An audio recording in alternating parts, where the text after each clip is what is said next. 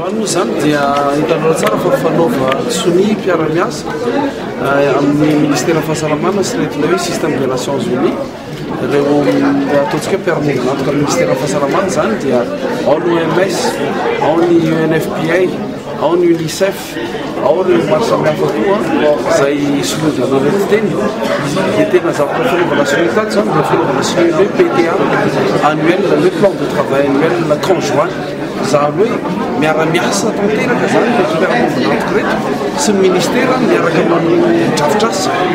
inona natao ty 2018 ty inona no tena priorité inona no tena zava-dehibe dia arindra le izy niaraka narindra le izy ary tena mahavelomboly le satria tsy misy arizany fa zao zany vao tena misy an'izany hoe plan de travail annuel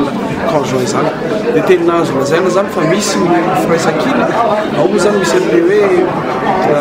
ataontsika hoe mot d'ordre na ataontsika hoe baiko eo anivon'ny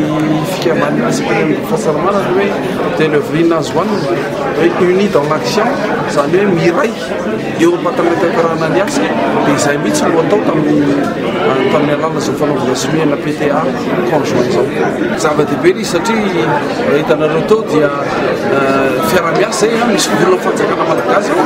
misy volana rety mpiara-monina antoka reto dia araka atao anatin'ny tapobe anankiray anasombana fahasalamana vao